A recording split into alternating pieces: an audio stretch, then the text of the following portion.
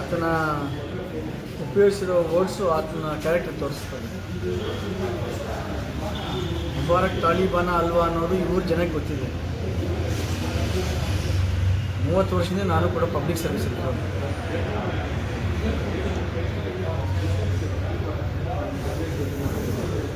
ಈ ಪದ ಏನು ಉಪಯೋಗಿಸಿದ್ದಾರೆ ಶಾಸಕರು, ಅದನ್ನ ಎಲೆಕ್ಷನ್ ಮೊದಲು ಉಪಯೋಗಿಸ್ಬೇಕಾಗ್ತಿದೆ ಪದ. ಆವಾಗ ಅದನ್ನು ಒಪ್ಕೊತಾ ಇದ್ದೆ. ಚುನಾವಣೆ ಮೊದಲು ಈ ಪದ ಉಪಯೋಗಿಸಿದ್ರೆ ಅದನ್ನು ನಾನು ಒಪ್ತಾ ಇದ್ದೆ. ಸರ್, ಮುಂದಿನ ದಿನಗಳಲ್ಲಿ ಹೋರಾಟ ಏನು ನಿಮಗೆ ಬಗ್ಗೆ ಏನಿದೆ? ಮೊದಲಿಂದ ಕೂಡ ನಾನು ಪಬ್ಲಿಕ್ ಜೊತೆ ಇರೋಂಥವು. ಕಷ್ಟ ಆಗಲಿ, ಸುಖ ಆಗಲಿ, ಸೋಲಾಗಲಿ, ಗೆಲುವಾಗಲಿ, ನಾನು ಜನರೊಟ್ಟಿಗೆ ಇರೋವಂಥವು. ಮುಂದೇನೂ ಅಷ್ಟೇ ಜನರೊಟ್ಟಿಗೆ ಇರ್ತೀನಿ. ಜನರ ಆಶೀರ್ವಾದ ನನ್ನ ಮೇಲಿದೆ. ಅದನ್ನೇನು ಇವತ್ತು ತಾಕತ್ತು ಬಗ್ಗೆ ಮಾತನಾಡ್ತಾ ಇದ್ದಾನೆ. ಮುಂದಿನ ತಿಂಗಳಲ್ಲಿ ಅದನ್ನ ತಾಕತ್ತು ಏನಂತ ಜನಕ್ಕೆ ಗೊತ್ತಾಗ್ತದೆ. ಸರ್, ಇದ್ರ ಬಗ್ಗೆ ಮುಂದಿನ ನಡೆ ಏನಿದೆ ಅಂತ ಹೋರಾಟ ರೂಪಿಸ್ತೀವಿ. ಏನು ಅದನ್ನ ಪದ ಉಪಯೋಗಿಸಿದ್ರೆ ಅದನ್ನ ಬೇರೆ ಷರತ್ತಾಗಿ ಅದನ್ನ ಕ್ಷಮೆ ಕೇಳಿದ್ರೆ ಸರಿ. ಸರ್, ವಿಧಾನಸಭೆಗೆ ಪ್ರಿನ್ಸಿಪಾಲ್ ಬಗ್ಗೆ ನಿನ್ನೆ ಆತನ ಉಪಯೋಗಿಸಿರುವಂಥ ಪದ ಆತನ ಒಂದು ಸ್ಟೇಟಸ್ಗೆ, ಆತನ ವ್ಯಕ್ತಿತ್ವಕ್ಕೆ ತಕ್ಕಂಥ ಪದ ಅಲ್ಲ. ಸ್ಟೂಡೆಂಟ್ಸ್ ಮುಂದೆ, ಸ್ಟಾಫ್ ಮುಂದೆ ಒಬ್ಬ ಪ್ರಿನ್ಸಿಪಾಲ್ನ ನೀವು ಬಳಸಿರುವಂಥ ಪದ ನಿಮ್ಮ ಯೋಗ್ಯತೆ ಏನು, ನಿಮ್ಮ ಕ್ಯಾರೆಕ್ಟರ್ ಏನು ಅನ್ನೋ ತೋರಿಸ್ತಾರೆ. ಜನ ಇದನ್ನೆಲ್ಲ ಕೂಡ ಅಬ್ಸರ್ವ್ ಮಾಡ್ತಿದ್ದಾರೆ. ಸರ್, ವಿಧಾನಸಭಾ ಎಲೆಕ್ಷನ್ ಮುಂಚೆ ನೀವು ಕಾಂಗ್ರೆಸ್ನಲ್ಲಿ ಇದ್ದರು. 2-3 ಮೀಟಿಂಗ್ನಲ್ಲಿ ಕಾಂಗ್ರೆಸ್ನಲ್ಲಿ ಮಾಡಿದ್ರು. ಅದ ನಂತರ JDSನಲ್ಲಿ ಬಂದರು. ನೀವು ಏನು ಕಾರಣ JDSನಲ್ಲಿ ಬಂದರು? ಕಾರಣ ಏನಿಲ್ಲ ನೋಡಿ, ಏನು ಅಂತ ನನಗೆ ಮೊದಲೇ ಗೊತ್ತಿತ್ತು. He is not A fit person for Congress party. Minorities ಬಗ್ಗೆ ಅದನ್ನ ಗೌರವ ಇಲ್ಲ. ಮೈನಾರಿಟೀಸ್ ಅಂದರೆ ಅದನ್ನ ಅಷ್ಟೊಂದು ಮೊದಲಿಂದನೂ ಕೂಡ ಆತನ ಹಿಸ್ಟ್ರಿ ನೀವು ನೋಡಿದ್ರೆ ಮುಳುಬಾಗಿಲಲ್ಲಿ ಕೇಳಿ. ಆತನ ಹಿಸ್ಟ್ರಿ ಮುಳುಬಾಗಿಲಲ್ಲಿ ಆತನ ಹಿಸ್ಟ್ರಿ ಕೇಳಿ. ಆ ಕಾರಣಕ್ಕಾಗಿ ಇವಾಗ ಕಾಂಗ್ರೆಸ್ ಪಾರ್ಟಿಯಲ್ಲಿ ಸುಮಾರು 60,000 ಓಟು ಮೈನಾರಿಟಿ ಓಟ್ ಇರುವಂಥದ್ದು. ಕಾಂಗ್ರೆಸ್ ಪಾರ್ಟಿಯಲ್ಲಿ ಮೈನಾರಿಟೀಸ್ಗೆ ಕೊಡಬೇಕಾಗಿತ್ತು. It's a mandatory. ಕಾಂಗ್ರೆಸ್ಸಲ್ಲಿ ಪಾಲಿಸಿ ಮ್ಯಾಟ್ರ್. ಎಲ್ಲಿ 40,000 ಮೇಲೆ ಇರ್ತಾರೆ ಅಲ್ಪಸಂಖ್ಯಾತರು, ಅಲ್ಪಸಂಖ್ಯಾತರಿಗೆ ಅವಕಾಶ ಕೊಡುವಂಥದ್ದು ಕಾಂಗ್ರೆಸ್ ಪಾಲಿಸಿ. ಆದರೆ ಆ ಕಾಂಗ್ರೆಸ್ ಪಾಲಿಸಿನ ಹೈಜಾಕ್ ಮಾಡಿ ಅಲ್ಪಸಂಖ್ಯಾತರ ಕೋಟಾವನ್ನು ಇದನ್ನು ಲಪ್ಟಾಯಿಸ್ಕೊಂಡು.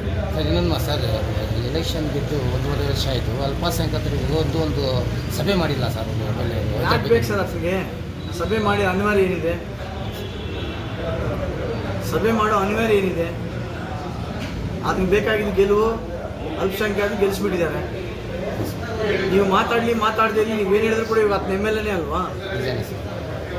ಅಲ್ಪಸಂಖ್ಯಾತರೆ ಓಟ್ ಹಾಕಿಲ್ಲ ಅಂದರೆ ಅದನ್ನ ತಾಕತ್ತು ಎಲ್ಲಿತ್ತು? ಅದನ್ನ ತಾಕತ್ತು ಯಾರು? ಅಲ್ಪಸಂಖ್ಯಾತರು ಅದನ್ನ ತಾಕತ್ತು. ಅದನ್ನ ಹೇಳ್ಬೇಕಾಗ್ತದೆ. ಸರ್, 2 ದಿವಸ ಇದು ಎಲೆಕ್ಷನ್ ಆಗಿ ನಗರಸಭೆದು. ಅಲ್ಲಿ ಅಧ್ಯಕ್ಷರೂ ಇಲ್ಲ, ಉಪಾಧ್ಯಕ್ಷರೂ ಇವಾಗ ತನಕ 2 ದಿವಸ ಇಲ್ಲ, ಆಫೀಸ್ನಲ್ಲಿ ಇಲ್ಲ. ಅದರ ಬಗ್ಗೆ ಏನು ಹೇಳ್ತಾರೆ? ನೋಡಿ, ಇವಾಗ ಅವ್ರ ಬಗ್ಗೆ ನಾನು ಕಾಮೆಂಟ್ ಮಾಡಲ್ಲ. ಹೆಣ್ಮಕ್ಳಿದ್ದಾರೆ, ಅವಕಾಶ ಸಿಕ್ಕಿದೆ, ಅವ್ರು ಕೆಲಸ ಮಾಡಲಿ. ಅವ್ರ ಸಂಪೂರ್ಣ ನನ್ನ ಸಪೋರ್ಟ್ ಇರುತ್ತೆ. ಅವರು ಅದನ್ನು ಮಾತಿದ್ದಾರೆ ಸರ್. ನಮ್ಮ ಪವರ್ ಅಂತ ಯಾರು? ಏನಿಂತ ತಾಕತ್ತು ಶಾಸಕರು ಹೇಳ್ತಾ ಇದ್ದಲ್ಲ ಸರ್. ಇವಾಗ ಅದನ್ನ ತಾಕತ್ತು 5 ಎಲೆಕ್ಷನ್ ನಡೆದಿದೆ. 5 ಎಲೆಕ್ಷನಲ್ಲಿ ಅದನ್ನ ತಾಕತ್ತು ನಡೆದಿರೋದು 2 ಎಲೆಕ್ಷನಲ್ಲೇ. ಒಂದು ಅಸೆಂಬ್ಲಿ ಎಲೆಕ್ಷನ್ ಆಗಿದೆ, ಇನ್ನೊಂದು ಪಾರ್ಲಿಮೆಂಟ್ ಎಲೆಕ್ಷನ್ ಆಗಿದೆ, TAPCMC ಎಲೆಕ್ಷನ್ ಆಗಿದೆ, PLD ಬ್ಯಾಂಕ್ ಎಲೆಕ್ಷನ್ ಆಗಿದೆ, ಮುನ್ಸಿಪಲ್ ಎಲೆಕ್ಷನ್ ಆಗಿದೆ. ಅದನ್ನ ತಾಕತ್ತು ತೋರಿಸೋದು 2 ಎಲೆಕ್ಷನಲ್ಲೇ. ಒಂದು ಅಸೆಂಬ್ಲಿ ಎಲೆಕ್ಷನಲ್ಲಿ, 2 ಮುನ್ಸಿಪಲ್ ಎಲೆಕ್ಷನಲ್ಲಿ. ಈ ತಾಕತ್ತು ಯಾರಪ್ಪ ಅಂದರೆ ಅಲ್ಪಸಂಖ್ಯಾತರು.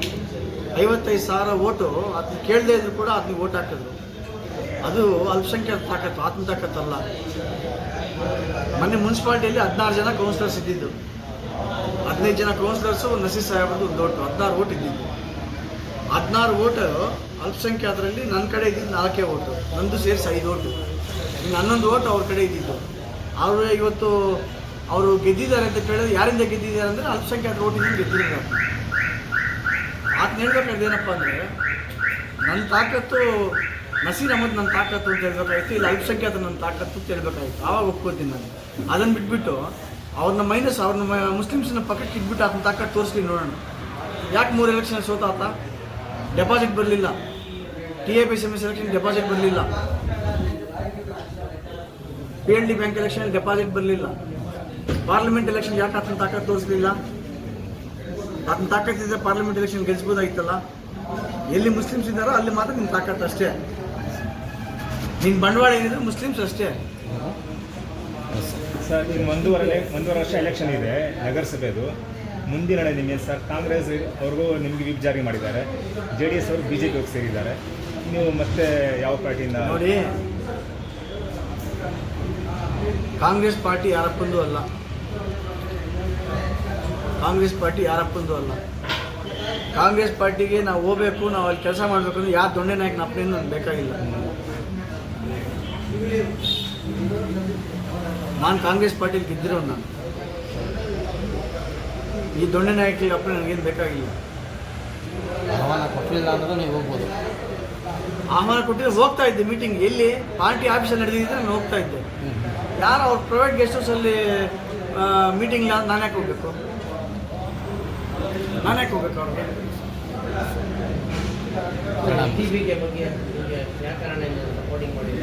ನೋಡಿ, SDP ಅವ್ರ ಬಗ್ಗೆ ನಾನು ಕಾಮೆಂಟ್ ಮಾಡೋಕ್ಕೆ ಹೋಗಲ್ಲ.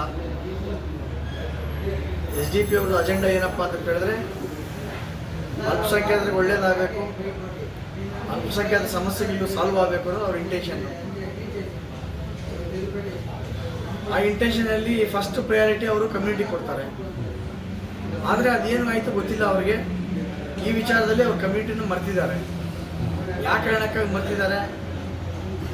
ಅವ್ರಿಗೆ ಅಲ್ಲ ಯಾನು ಅವ್ರಿಗೆ ಬುದ್ಧಿ ಕೊಟ್ಟಿದ್ದಾರೆ ಗೊತ್ತಿಲ್ಲ. ಅವ್ರ ನಿರ್ಣಯನ ನಾನು ಸ್ವಾಗತ ಮಾಡ್ತೇನೆ. ನಾನು ರಾಜಿ ಆಗಿದ್ದೀನಿ. ನನ್ನ ಸೋಲು ದೇವರಿಗೆ ಒಪ್ಪಿಸಿದ್ದೀನಿ. ಕಡೆ ಸೋಲು ಅಲ್ಲಾಗ ಒಪ್ಪಿಸಿದ್ದೀನಿ. ಸರ್ ಇದ್ರ ಬಗ್ಗೆ ಕೊನೆಯದಾಗಿ ಏನು ಹೇಳ್ತೀರಾ ಸರ್? ಕೊನೆಯದಾಗಿ ನಮ್ಮ ಹೋರಾಟ ನಿಲ್ಲಲ್ಲ. ಇದು ಪ್ರಾರಂಭ. ನಮ್ಮದೇ ಅಂತ ಒಂದು ಫೋರ್ಸ್ ಕಟ್ತೇವೆ.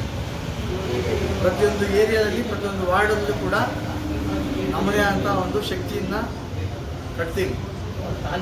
ಮುಂದಿನ ದಿನಗಳಲ್ಲಿ ತೋರಿಸ್ತೀವಿ ಶಕ್ತಿ ಏನು ಅಂತ. ಸರ್ ಯಾವ ಬೇಸಿಕ್ ಮೇಲೆ ಸರ್ ಫೋರ್ಸ್ ಕಟ್ಟೋದು? ಕಾರಣ ನಮ್ಮ ಅಜೆಂಡಾ ಒಂದು ಡೆವಲಪ್ಮೆಂಟು, ಇಗ್ನೋರಿಂಗ್ ಆಫ್ ಮೈನಾರಿಟೀಸ್. ಯಾವ ಓಟಿಂದ ನೀವು ಗೆದ್ದಿದ್ದೀವಿ ಅವ್ರನ್ನ ಇಗ್ನೋರ್ ಮಾಡ್ತಾ ಇದ್ದೀವಿ. ಇದುವರೆಗೂ ನಮ್ಮ ಅಲ್ಪಸಂಖ್ಯಾತರ ಏರಿಯಾಗಳಲ್ಲಿ ಒಂದೇ ಒಂದು ದಿನ ನೀವು ಓಡಾಡಿದ್ದಿಲ್ಲ. 1 ವರ್ಷ ಆಗಿದೆ ಗೆದ್ದು. ಯಾವ ಮೊಹಲ್ಲ ಎಲ್ಲಿದೆ ಅನ್ನೋದೇ ನಿಮ್ಗೆ ಗೊತ್ತಿಲ್ಲ. ಮೊಹಲ್ಲ ಸಮಸ್ಯೆ ಬೇರೆ ಮಾತು. ಮೊಹಲ್ಲ ಎಲ್ಲಿದೆ, ನೂರ್ ನಗರ ಎಲ್ಲಿದೆ, ನಿಸಾರ್ ನಗರ ಎಲ್ಲಿದೆ, ಮಿಲ್ಲತ್ ನಗರ ಎಲ್ಲಿದೆ, ಮಹಮ್ಮದ್ ನಗರ ಎಲ್ಲಿದೆ, ಗುಲ್ಶಾ ಮೊಹಲ್ಲ ಎಲ್ಲಿದೆ, ಶಹೀನ್ಶಾ ನಗರ ಎಲ್ಲಿದೆ, KG ಮೊಹಲ್ಲ ಎಲ್ಲಿದೆ, ಹವೇಲಿ ಎಲ್ಲಿದೆ, ಇವೆಲ್ಲ ಎಲ್ಲಿ ನಿಮ್ಗೆ ಗೊತ್ತೇ ಇಲ್ವಲ್ಲ. ನಿಮ್ಗೆ ಏರಿಯಾಗಲೇ ಗೊತ್ತಿಲ್ಲ ಅನ್ನೋ ಸಮಸ್ಯೆ ಇಲ್ಲಿ ಗೊತ್ತಾಗ್ತದೆ ನಿಮಗೆ. ನೀವೊಬ್ಬರು ಸದಸ್ಯರಾಗಿ ನಿಮ್ಮ ಮೇಲೆ ಇನ್ನೊಬ್ಬ ಸದಸ್ಯ ಆರೋಪ ಮಾಡ್ತಾನೆ 420 ಅಂತ. ಅವರು ಸದಸ್ಯರೇ. ಇವಾಗ ಅವ್ರಿಗೆಲ್ಲ ನಾನು ಉತ್ತರ ಕೊಡಲ್ಲ. ಯಾಕೆಂದರೆ ಅವ್ರ ಕೆಪಾಸಿಟಿ ಏನು, ಅವ್ರ ಪರ್ಸ್ನಾಲಿಟಿ ಏನು ಅಂತ ಜನಕ್ಕೆ ಗೊತ್ತಿದೆ. ನಾನು ಅವ್ರ ಲೆವೆಲ್ಗಿದ್ರೆ ನಾನು ಮಾತಾಡೋಕ್ಕೆ ನನಗೆ ಇಷ್ಟ ಇಲ್ಲ. ಅವನಿಗೂ ದೇವ್ರು ಒಳ್ಳೆ ಬುದ್ಧಿ ಕೊಡಲಿ, ಓಕೆ ಸರ್. ಅವನು ದೇವ್ರು ಒಳ್ಳೇದು ಮಾಡಲಿ. ಇದು ರಾಜ್ಯಾದ್ಯಂತ ಹೋರಾಟ ನಡೀತಿದೆ. ಸಿದ್ದರಾಮಯ್ಯ ಪರವಾಗಿ ಗವರ್ನರು ಪ್ರಾಸಿಕ್ಯೂಷನ್ ಅನುಮತಿ ಕೊಟ್ಟಿದ್ದಾರೆ. ಅದನ್ನು ವಾಪಸ್ ಮಾಡಬೇಕು. ನಿಮ್ಮ ಪ್ರತಿಕ್ರಿಯೆ ಹೇಗೆ ಸರ್? ಸಿದ್ದರಾಮಯ್ಯನವರು ಇಡೀ ಅವರ ಪೊಲಿಟಿಕಲ್ ಕೆರಿಯರಲ್ಲಿ ಎಲ್ಲೂ ಕೂಡ ಬ್ಲಾಕ್ ದಾಟಿಲ್ಲ. ಅವನು ಎಲ್ಲೂ ಒಂದು ಪೊಲಿಟಿಕಲ್ ಡಾಟ್ ಇಲ್ಲ. ಅವನು ಆ ಥರ ಅವ್ರು ಬಂದಿರೋಂಥದ್ದು. ಇವಾಗ ಪ್ರಾಸಿಕ್ಯೂಷನ್ ಮೂವ್ ಆಗಿರೋದ್ರಿಂದ ಸಬ್ಜೆಕ್ಟು ಕೋರ್ಟ್ ಮುಂದೆ ಇರೋದ್ರಿಂದ ಅದ್ರ ಬಗ್ಗೆ ನಾವು ಪ್ರತಿಕ್ರಿಯೆ ನೀಡೋದಕ್ಕೆ ಒಳ್ಳೆಯದಲ್ಲ. ಬಟ್ ಒಂದೇನಪ್ಪ ಅಂದರೆ ನಮ್ಗೆ ಕಾನ್ಫಿಡೆನ್ಸ್ ಇದೆ, ಸಿದ್ದರಾಮಯ್ಯ ಅಂಥ ಬೆಂಡರ್ ಮಿಸ್ಟೇಕ್ಸ್ ಮಾಡಲ್ಲ. ಅದಂತೂ ನನಗೆ ಕಾನ್ಫಿಡೆನ್ಸ್ ಇದೆ. ಅಷ್ಟು ಮಾತ್ರ ನಾನು ಹೇಳ್ಬೋದು.